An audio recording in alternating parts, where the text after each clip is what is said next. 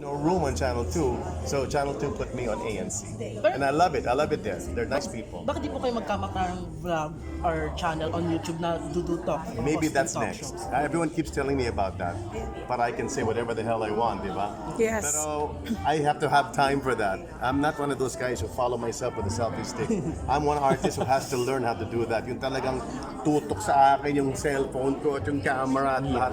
I'm so slow when it comes to Pero that. may mga vlogger naman po na may mga sarili silang cameraman and Yeah, videographer. that's probably what's going to happen. Si Sharon po, meron siyang personal na Network channel. na Lahat sila parang meron. channel, tapos meron siyang hinire na siya yung videographer, I have to do editor. that. It's really the people around you that'll make it a successful show. I mean, Yes. your popularity no longer sells your show anymore. It's the people around you, the creative people, the writers, the cameramen, the directors, the lighting men. Nako, yan ang pinaka-importante. Martin, your take on Pops being one of the experts and judges of It was a the World's perfect Best. choice. I'm so glad that the world's best chose Pops because she's perfect for the job. She knows talent. She can see talent a mile away. And that's something we did since Penthouse, since ASAP.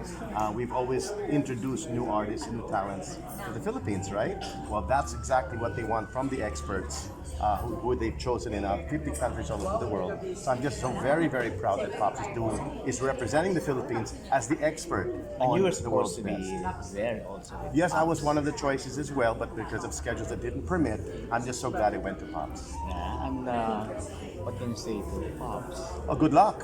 We're sure Pops knows this. I keep putting a hashtagging it in all her Instagram posts that I'm so very proud of Pops, and I'm so happy that she's back in front of the camera and not just behind it. Thank you. Thank you. Thanks, Martin. Sir Thank Martin. you. Happy birthday. Sir Martin, Thank nagkaroon you. po ba ng audition doon for the experts sa World's Best? You mean sa mga nagko-compete? Experts, O sa experts? experts, or parang Yes, nagka-casting. what they did was, from what I understand, hinanap nila yung mga Filipino, like yung mga producers, like Ana Puno, at yung mga tao na nag-work sa mga Filipino artists. And then they asked, who would you suggest could be on this show? We're looking for this, a singer, or a dancer, a choreographer, an agent, a Filipino agent, anyone who has anything to do with Filipino talent. We want that person to be one of our experts. So I auditioned. I was on a FaceTime on my laptop. I had to answer questions. They made me say, na kunyari, this happened, whatever. How would you react? They were trying to see, and they said, you're perfect for the job. We need you, we want you, but my schedule did not permit. So they said, maybe second season we'll get you.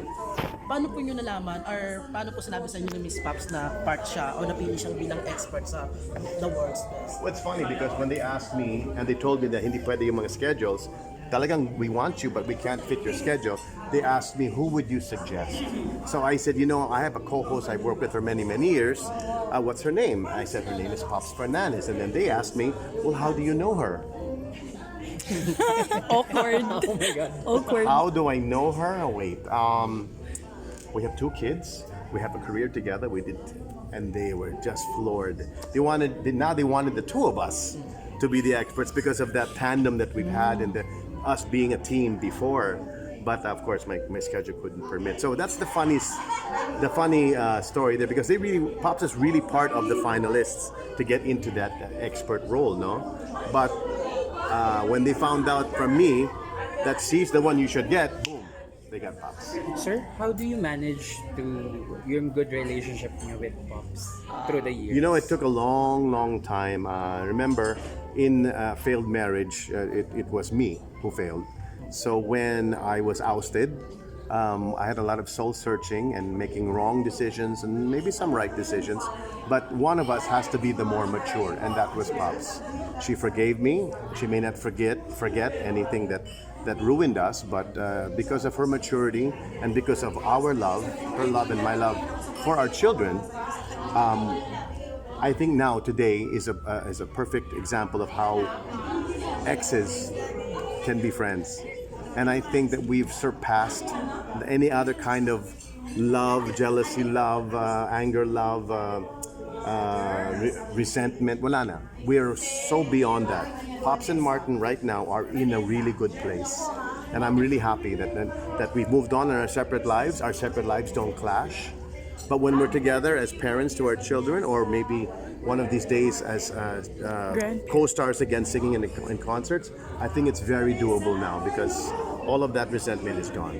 Ano po, may hiningi po bang advice si Miss Pops nung pagdating sa pagiging expert ng the world? Yes, in fact, even without her asking for my advice, I was texting her, maybe you can say this, or if that were me, I would say this. And then if they ask your comment, make sure you do this. And then whatever you do, always make it that in the glory and for the service of the Filipino. You know, make sure that they know that you are Filipino. With every answer that you have, say something like, in my country, or we see talent like this all the time. But let the Philippines be a high standard of finding and discovering great talent.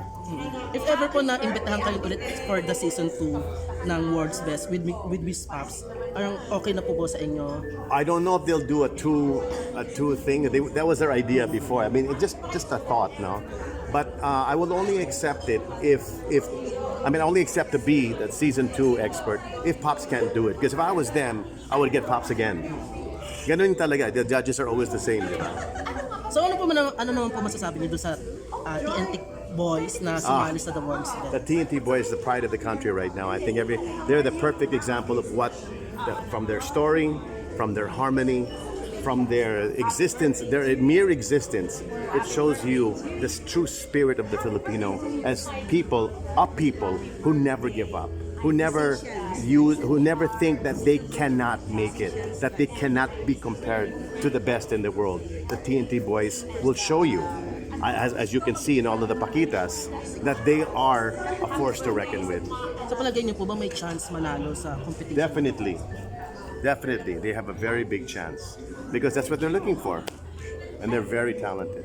Yes, at super post si Miss Drew Barrymore sa tatlo. Oh, she loves them. Remember, she was a child star too, so she can really truly relate to them. Sa lahat ng Smiley, yun yung pinost niya. Yeah. So invite na lang po everyone to watch for Timeless Classics on Feb 14. Don't forget Feb 14 at the PICC Landing Mesa Lucha. Musical director is Louis Ocampo. Frank Mamadil is our creative director.